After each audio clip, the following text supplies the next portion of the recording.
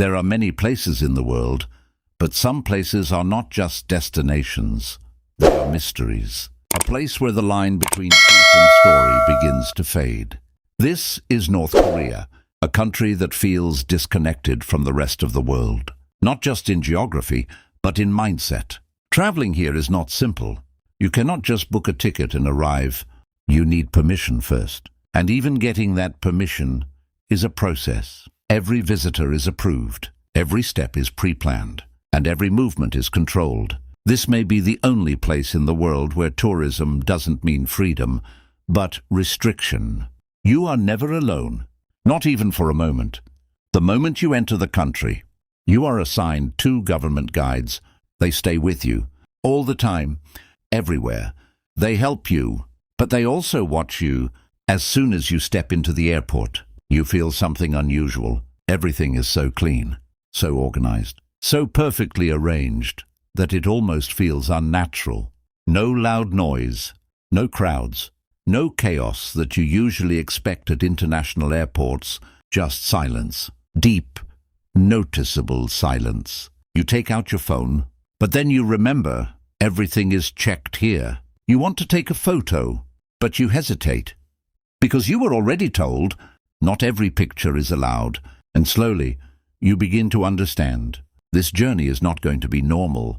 As you leave the airport and begin your drive toward Pyongyang, you notice something strange. Wide roads, but almost empty. Tall buildings, but very few people. Everything exists, but activity feels limited. It is a city, but the energy feels different. Your guides talk to you, politely, with a smile, but every word feels measured, as if they are only saying what they are allowed to say. You ask questions, they answer, but their answers are never direct. They shape a story, a narrative, and show you only what is meant to be seen. And in that moment, you realize something important. You are not just entering a country, you are stepping into a system that controls everything. What you see, what you hear, and maybe even what you think. The journey has just begun, and what lies ahead is even more surprising. Pyongyang, not just a capital city, but a showcase. This is the face that is presented to the world as you enter the city. The first thing you notice is space. Wide roads, perfectly aligned buildings, and a layout that feels carefully designed. Everything looks planned, as if the city was built not just for living, but for display. You sit in the car as time passes, but something feels off. There is almost no traffic. Minutes go by, and you barely see any cars. Sometimes you stop at a signal, but there's no one around. It's unusual. A capital city, this quiet. Your guides explain it as discipline. They say it reflects order and control, but deep inside, a question begins to form. Is this really normal? Or is this part of the image that is being shown? You are taken to different locations across the city. Massive monuments, towering statues, and large open squares built for grand gatherings. Every place carries a message. Power, unity, loyalty. You are told these are symbols of national pride, and visually, they are impressive. But then you start noticing something else. The people, the way they walk, the way they move, the way they behave, it feels synchronized, almost like everyone is following an invisible rhythm. You feel the urge to interact, to say a simple hello, but your guides gently stop you. Interaction is not allowed. Another boundary, another reminder that you are not free. You are a visitor, inside a controlled environment.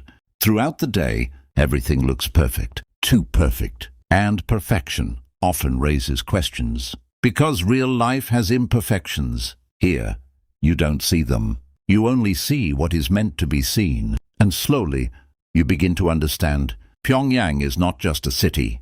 It is a stage, and you are part of the audience, watching a carefully constructed story, while the real story remains hidden behind the curtain. As the journey continues, things become even more intriguing. Now you are no longer just seeing the city. You are being shown its best version. You are taken to the underground metro, As you descend, your first reaction is surprise.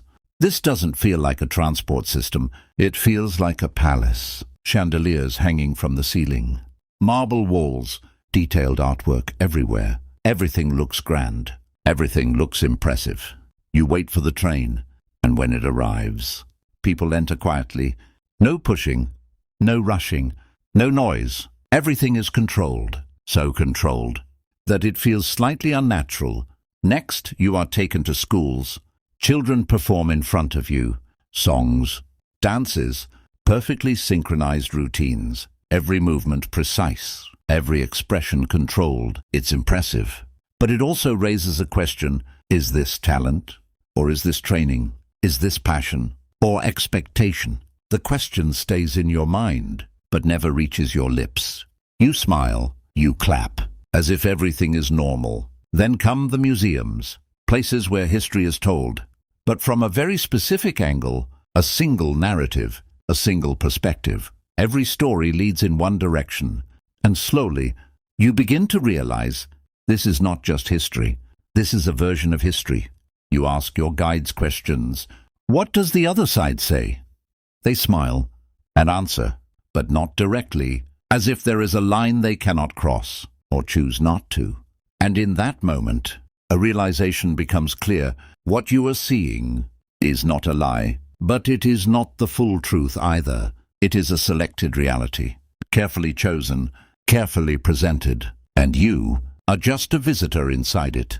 But the more you see, the more your curiosity grows about what lies beyond, because now that question has become the most important part of your journey. This part of the journey feels different. Less curiosity, more intensity. Today you are taken to a place where geography is not the only thing divided. History is too. The demilitarized zone, the DMZ, a narrow strip of land separating North and South Korea. But in reality, it is much more than just a border. It is a line between two completely different worlds. As you arrive, the first thing you feel is tension. Everything is quiet, but the silence feels heavy, almost as if the air itself carries pressure. You are guided to a specific spot, and right in front of you lies South Korea, just a few meters away, so close that you can see it clearly, yet so far that you may never step into it. It's a strange moment. You stand there thinking, same land, same history, but two completely different realities. One side represents freedom, the other control, and you stand in between. Your guides begin to explain their version of the story. Who is right? Who is wrong?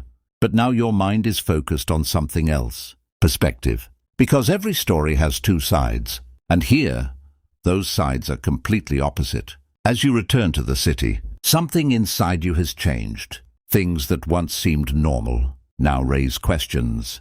Night falls, and Pyongyang reveals a different face. Lights begin to fade. Streets grow empty. The city becomes silent. No nightlife, no movement, no energy you would expect from a capital. Just stillness, a calm that feels unusually heavy. You look out from your hotel window. Darkness stretches far. A few scattered lights in the distance. And in that moment, a strange feeling returns, as if everything has slowed down, as if time itself moves differently here. Or maybe it is being controlled. And then that same feeling comes back again. The one you felt at the beginning, that you are not alone, that someone is always watching every moment, every move. And now you understand, this is not just a trip. It is an experience, one that is slowly changing the way you see the world.